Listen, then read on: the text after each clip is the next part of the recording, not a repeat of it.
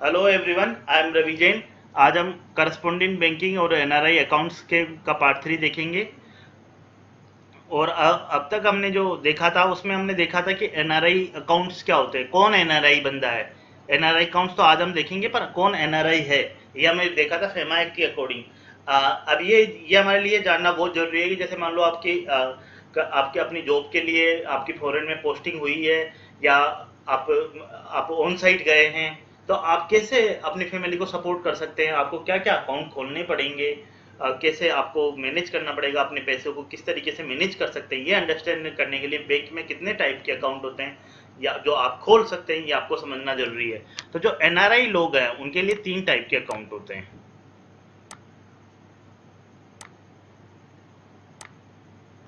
जो एनआरआई लोग हैं उनके पास उनके लिए 3 टाइप के अकाउंट होते हैं।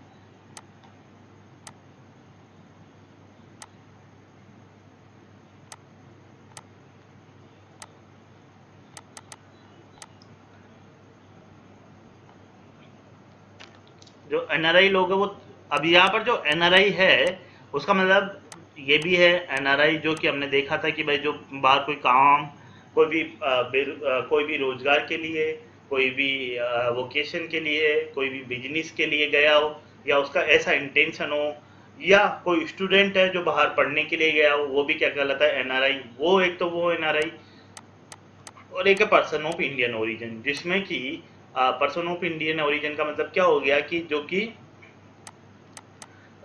पर्सन ऑफ इंडियन ओरिजिन अब ओसीआई का ही पार्ट हो गया, ओवरसीज सिटीजन। तो ये जो सब लोग हैं, ये दोनों सबके सब लोग, इनको क्या क्या अकाउंट खोलने की फैसिलिटी अवेलेबल होती है, 3 टाइप के ये मेजर अकाउंट खोल सकते हैं। ये देखो, non resident, non resident, non resident. जो भी नॉन रेजिडेंट लोग हो 3 टाइप के अकाउंट खोल सकते हैं। एक होता है रूपी अकाउंट, एक्सटर्नल रूपी अकाउंट, रूपी अकाउंट, और एक होता है फॉरेन करेंसी अकाउंट। ये दोनों अकाउंट है वो उनको क्या अलाउड रहता है, ये है कि भाई वो रुपए में खोलेंगे, उसकी जो करेंसी रहेगी अकाउंट की किसमें रहेगी, रुपए की। और इसकी जो करेंसी रहेगी वो क्या रहेगी, फॉरेन करेंसी में। आप चाहे जिसमें रख सकते हैं, मेजर फॉरेन करेंसी में वो रहेंगे ये अकाउंट, ठीक है। कि मतलब आपने डॉलर में रुपए भेजे तो वो डॉलर में ही मेंटेन रहेंगे, बाहर से आपने डॉलर में पैसे भेजे तो डॉलर में रहेंगे। और इन दोनों अकाउंट में आपने डॉलर में रुपए भेजे तो वो पहले बैंक उसमें किसमें करेगा, रुपए में कन्वर्ट करेगा, ठीक है। तो डॉलर से वो रुपए में कन्वर्ट करेगा। तो ये नॉन रेजिडेंट एक्सटर्नल रुपी अकाउंट, इसको बोलते हैं एनआरआई, एनआरई। एक होता है नॉन रेजिडेंट ऑर्डिनरी रूपी अकाउंट, उसको बोलते हैं एनआरओ। और एक होता है foreign currency non resident accounts, और इसमें एक बी वर्ड और लगा जाता है बैंक्स के लिए, तो इसको बोलते हैं एफसीएनआरबी, ठीक है। तो ये आपको ध्यान रखना है कि एनआरई जब बोले तो मतलब नॉन रेजिडेंट रूपी अकाउंट, और एक्सटर्नल अकाउंट है। एक्सटर्नल का मतलब जो बंदा एनआरआई है उसने वहां जाने के बाद खोला होता है। एनआरओ अकाउंट में क्या होता है कि वो बंदा जब बाहर से खोलता है अकाउंट, तो जो यहाँ का अकाउंट है सेविंग बैंक की, वो एनआरआई बन जाता है, तो वो उसको उसको एनआरओ अकाउंट में कन्वर्ट कर सकता है, जो डोमेस्टिक अकाउंट है उसी को। और फॉरेन करेंसी वाला जो अकाउंट होता है उसमें इनसे डिफरेंस ये होता है कि उसमें फॉरेन में कर, आगे हम सब तीनों के बारे में अलग अलग डिटेल में समझेंगे। पर मेन जो बात इनमें कंसेप्चुअल है कि भाई हम लोग वहां जाएंगे तो कौन सा अकाउंट खोले, ये एक अपने के पास एक हो सकता है कि रिक्वायरमेंट। तो हर व्यक्ति की अलग अलग जरूरतें हो सकती है, बाहर वो कितने टाइम के लिए रह रहा है, इंडिया में उसको लोगों को सपोर्ट करना है नहीं करना, इंडिया की भी इनकम उसके इन्वॉल्व है कि नहीं है, टैक्स का बेनिफिट किस में ज्यादा मिलेगा किस में कम मिलेगा, ये सब अगर आपको एस्पेक्ट पता होगी तभी तो आप कर पाएंगे ये सब चीजें। तो इसमें क्या है कि जो कंसेप्ट है वो आप समझ गए तो आपको कोई डाउट नहीं रहेगा कि आप किस टाइप का अकाउंट खोलना चाहिए, किस टाइप के अकाउंट में क्या फैसिलिटी मिलेगी, फंडा क्या है। फंडा जो इसमें ये है कि हमारे देश में ये है कि जो जो भी हमारे पास से बाहर से इनकम आएगी, मतलब जो कि इनकम अर्नड अब्रोड, मतलब आपने बाहर जो इनकम कमाई, बाहर का जो पैसा कमाया, वो हमारे देश की अर्थव्यवस्था के लिए काफी इंपॉर्टेंट है। बाहर से आपने डॉलर कमा के लेके आओगे, कुछ भी कमा के लेके आओगे, आप आईटी, तो वो देश के लिए अर्थव्यवस्था में काफी ज्यादा योगदान दे रहे हैं, क्योंकि वो फॉरेन करेंसी हमारे पास आ रही है। तो जो इनकम अर्नड अब्रोड और उससे आप इन्वेस्ट भी करोगे इंडिया में, तो इसमें एक जो फैसिलिटी है वो क्या है कि उसमें टैक्स नहीं लगेगा इस इनकम पे, और इसका अगर मान लो अकाउंट में जमा कराओगे तो उस पर इंटरेस्ट पे भी टैक्स नहीं लगेगा। Major major concept. तो तो किस अकाउंट में ये फैसिलिटी अच्छे से ज्यादा मिल पाएगी आपको, तो वो ये कोई इसका मिसयूज नहीं कर ले, इसलिए उसके हिसाब से कुछ कुछ रूल बनाए हुए हैं कि भाई इस फैसिलिटी का कोई मिसयूज नहीं कर ले। ऐसा हो कि आपने जो इनकम है अब्रोड अर्न ही नहीं की हो, है ना, और केवल यहाँ पर ही यहाँ पर भी इनकम अर्न कर रहे हो और उस पर भी टैक्स फ्री आपने क्लेम कर दिया। इसलिए सरकार ने 2-3 तरह के ये जो अकाउंट्स है वो डिस्टिंग्विश करके बनाए हुए हैं, जो हमारे रूल्स है उनके अकॉर्डिंग। तो फेमा एक्ट के अंतर्गत ये 2-3 तरह के अकाउंट खुल सकते हैं, तभी ही मतलब तो उसमें क्या होता है कि जो केवल पर्पज ये है कि केवल जो इनकम अर्न अब्रोड है उसी पे टैक्स नहीं लगे। ऐसा नहीं कि आप इंडिया में इनकम कमा रहे हो और उस पर भी टैक्स सेविंग हो रही है। ये इनका बेसिक कंसेप्ट है।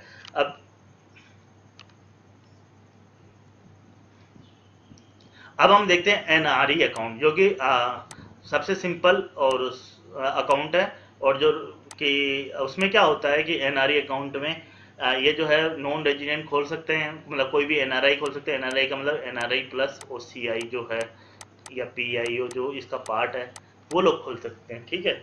इसमें क्या होगा कि जैसे मान लो आपने वहां से पैसे भेजे डॉलर से, तो बैंक क्या करेगा, उस डॉलर के जो पैसे हैं उसको किस में कन्वर्ट कर देगा, रुपए में कन्वर्ट कर देगा और उसमें डाल लेगा। उस टाइम जो भी बैंक की जो एक्सचेंज रेट होगी, बैंक अपनी जो बाय रेट है, क्योंकि बैंक तो बाय कर रहा है आपका डॉलर, तो बाय उस रेट को लगा देगा और उसके हिसाब से उसमें कन्वर्ट करके रुपए में उसको मेंटेन रखेगा। ये अकाउंट है। इसमें क्या होता है कि ये जब अकाउंट खोलते हैं तो मेनली लोगों का पर्पज ये भी होता है कि भी हम पैसे टैक्स में से सेविंग करें, टैक्स बचाएं। तो आप इसको सेविंग बैंक अकाउंट की तरह खोल सकते हो, करंट अकाउंट की तरह खोल सकते हो, आरडी भी कर सकते हो और टर्म डिपॉजिट भी कर सकते हो। और टर्म डिपॉजिट जब आप करेंगे तो क्या होगा, मिनिमम 1 ईयर का आपको टर्म डिपॉजिट करना पड़ेगा। मिनिमम 1 ईयर का टर्म डिपॉजिट आपको with minimum period of 1 year आपको टर्म डिपॉजिट करना पड़ेगा, ठीक है। अब इसमें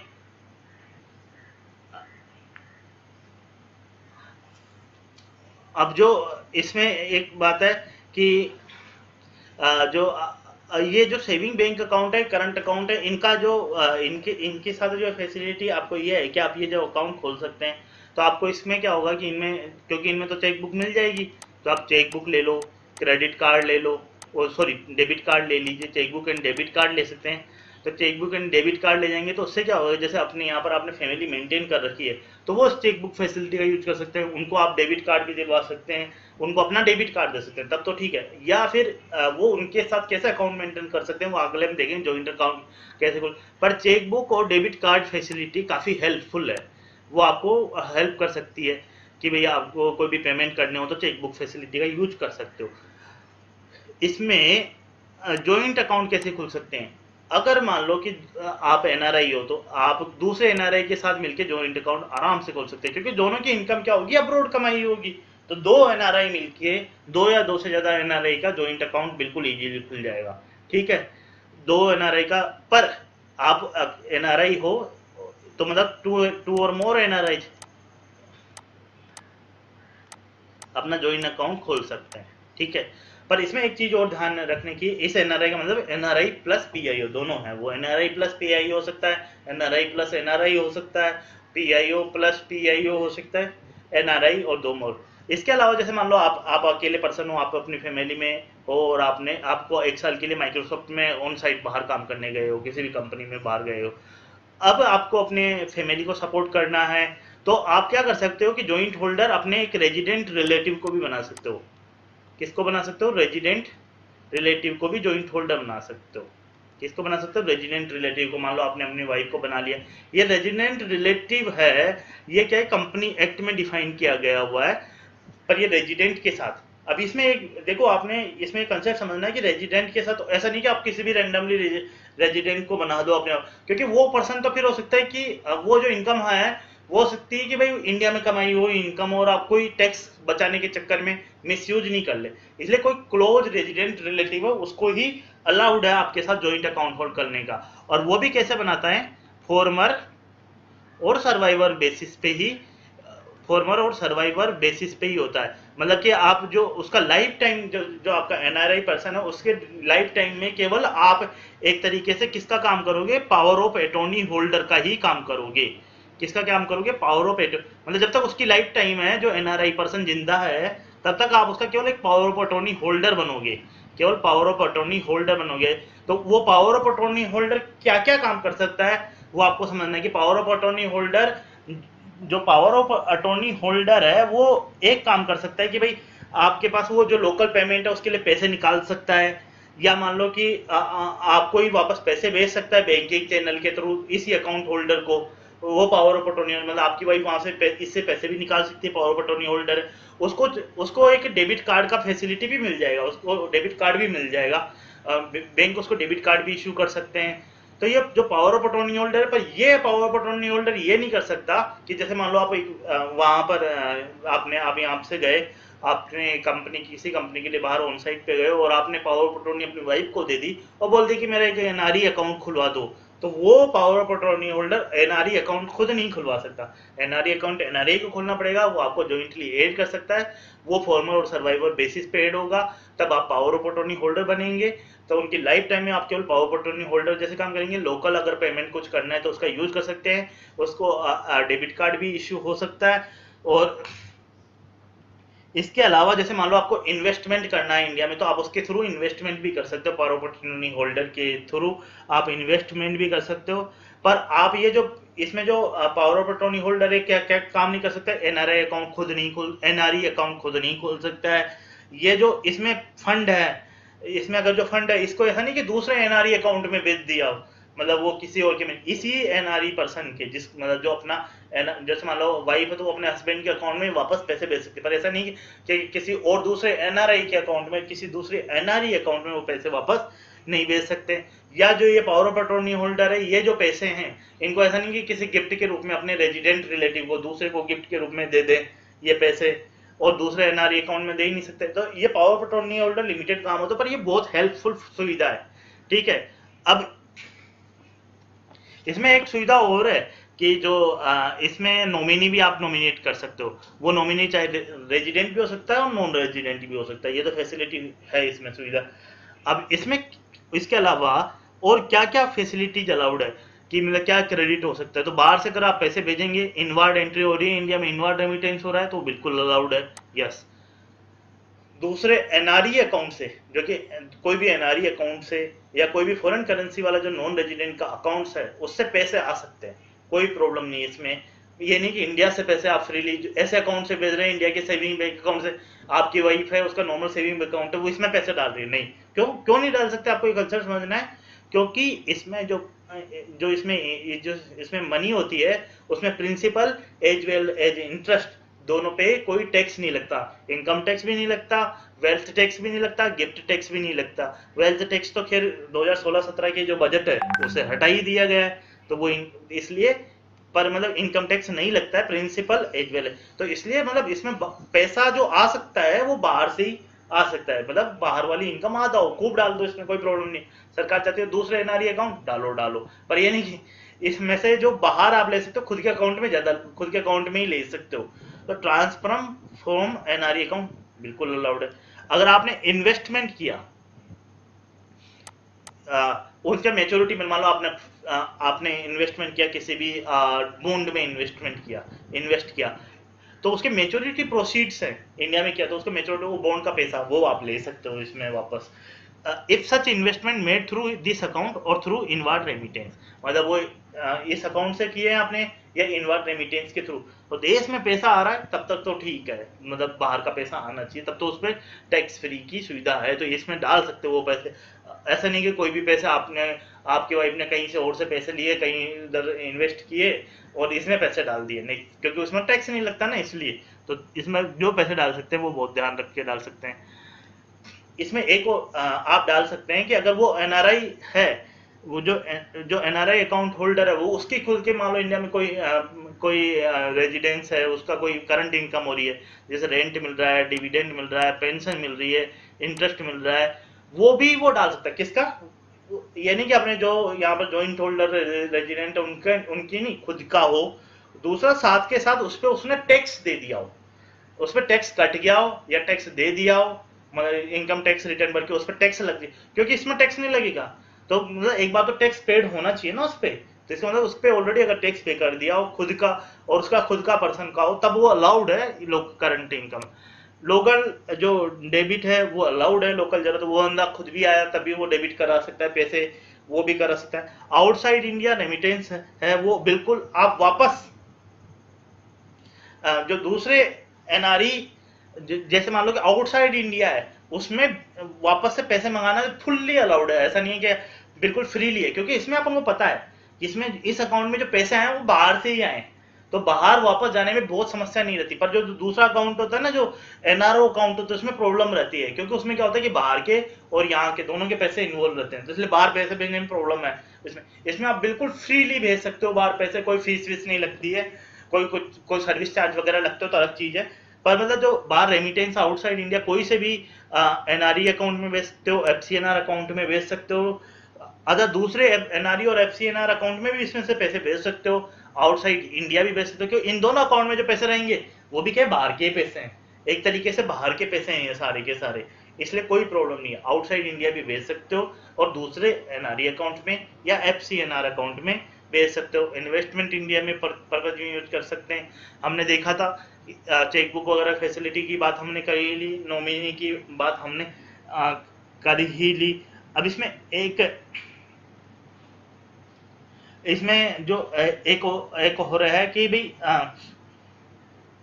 इसमें एक इम्पोर्टेंट बात और है कि इसमें जो ये अकाउंट होता है रुपए में मेंटेन होता है। जैसे मान लो आपने रुपए में मेंटेन होगा, डॉलर से रुपए में आपने मान लो कि यहाँ से पैसे डॉलर में भेजो रुपए में, तो उस टाइम जो एक्सचेंज रेट होगी उस पर डिपेंड करेगा।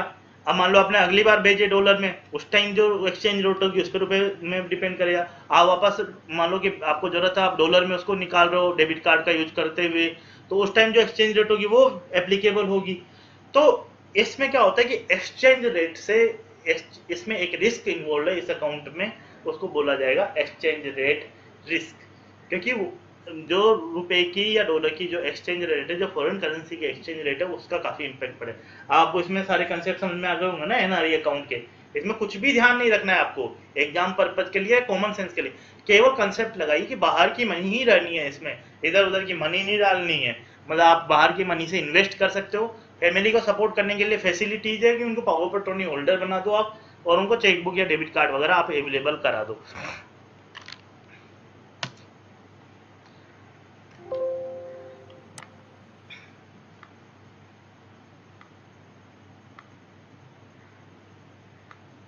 अब हम एक आईसीआईसीआई बैंक की वेबसाइट पे कुछ फ्रिक्वेंटली आस्क्ड क्वेश्चंस हैं, तो उनसे आपको थोड़ा सा हेल्प और मिल जाएगी, अंडरस्टैंडिंग आ जाएगी।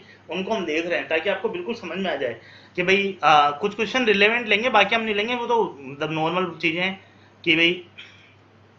तो ये एनआरई अकाउंट आईसीआईसीआई बैंक ने फैसिलिटी जो दे रखी है वो कि भाई आप ऑनलाइन भी खुलवा सकते हो, कि ये जो अकाउंट है एनआरई अकाउंट वो ऑनलाइन भी खुल सकता है।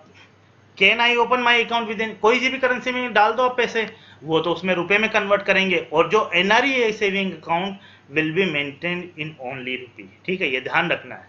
Can I have joint holders for my NRE saving account, हमने पढ़ा था कि नॉन रेजिडेंट इंडियन भी बन सकते हैं। रेजिडेंट इंडियन बनेंगे तो क्या होगा, फॉर्मर और सर्वाइवर बेसिस पे होगा, जिसमें प्राइमरी एप्लीकेंट को ही नॉन फाइनेंशियल ट्रांजेक्शन का होगा, जब तक कि आप उसको पावर ऑफ अटॉर्नी नहीं देंगे। पावर ऑफ अटॉर्नी देंगे तो वो जरूरत कर सकता है, यूज कर सकता है। Resident joint applicant can be added as mandate holder, उसको पावर ऑफ अटॉर्नी होल्डर आप बना सकते हो। रेजिडेंट जॉइंट एप्लीकेंट को उसको आप क्या बना दोगे, पावर ऑफ अटॉर्नी होल्डर बना सकते हो। इंटरेस्ट रेट की जो रेट है वो अपन को ध्यान नहीं रखनी है, पर मतलब इसमें भी जो सेविंग इंटरेस्ट है उस पर क्या इंटरेस्ट रेट है। इसमें क्या है, एक डेबिट कार्ड मिलता है आईसीआईसी बैंक की तरफ से, डेबिट कम एटीएम कार्ड ले सकते हो, वो इंडिया और अब्रोड दोनों जगह यूज हो सकता है। एटीएम कार्ड वो इंडिया में यूज हो सकता है। ये जस्ट हम अंडरस्टैंडिंग डेवलप करने के लिए, आपको ये चीज़ें कोई भी ध्यान नहीं रखनी है, पर ये आपको अंडरस्टैंडिंग डेवलप करने के लिए जो एनआरई अकाउंट क्या होता है, इसका बेसिक कंसेप्ट क्या होता है वो ठीक है। इसमें इन्होंने क्या किया है कि आप इससे ऑनलाइन शॉपिंग भी कर सकते हो। आईसीआईसीआई बैंक के एनआरई अकाउंट को मतलब बिल्कुल यूज कर सकते हो। जिसके बाद भी अकाउंट यूजर पासवर्ड है, वो ऑनलाइन जो वेबसाइट्स है उनमें आराम से ऑनलाइन शॉपिंग कर सकता है।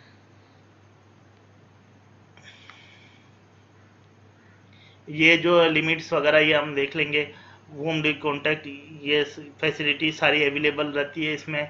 मैंडेट आप कैसे ऐड कर सकते हो, मतलब पावर अटॉर्नी होल्डर कैसे ऐड कर सकते हो, ये चीज़ें हैं।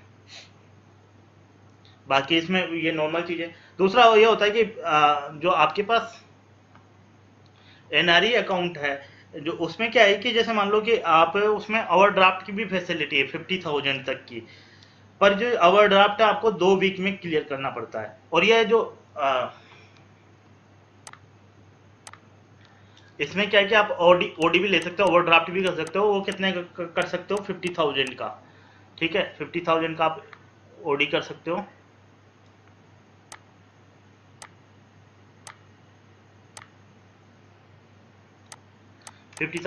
पर आपको क्या करना पड़ता है, बैंक अलाउ कर सकता है, बैंक के ऊपर डिपेंडेंट है, पर वो आपको क्या करना पड़ेगा, 2 वीक में वो पैसे, मतलब जो 2 वीक में, विद इन 2 वीक वो पैसे बाहर से मंगवाने पड़ेंगे। ऐसा नहीं कि इंडिया से आपने भर दिए, नहीं तो प्रॉब्लम हो गई ना। तो इसलिए क्या करना पड़ेगा, अदर या तो कोई दूसरे एनआरई अकाउंट से भिजवाओ, या एफसीएनआर अकाउंट से भिजवाओ, या बाहर से रेमिटेंस करवाओ। तो 2 वीक में आपको वो करवाना पड़ेगा, कंसेप्ट वही है। इसके अलावा जैसे मान लो आप इंडिया में रिटर्न होंगे, तब आपको क्या करना है, तो इसको आप मतलब आरएफसी अकाउंट खुलवा सकते हो, रेजिडेंट फॉरेन करेंसी अकाउंट, ये हम देखेंगे। ठीक है। और जो रेट ऑफ इंटरेस्ट है वो वगैरह है, वो आरबीआई के गाइडलाइंस के अकॉर्डिंग, बैंकिंग रेगुलेशन के हिसाब से इसमें मिलती है। वो चीज़ें हैं, वो उतना ध्यान नहीं रखना है कि क्या रेट है, वो हमारे लिए काम का नहीं है। ठीक है, थैंक यू वेरी मच। आपको ये इसके बारे में, एनआरई के बारे में बिल्कुल कंसेप्चुअल अंडरस्टैंडिंग आ गई होगी, क्योंकि इस पे बेस्ड काफ़ी क्वेश्चन एग्जाम में आगे आने वाले हैं। Thank you very much.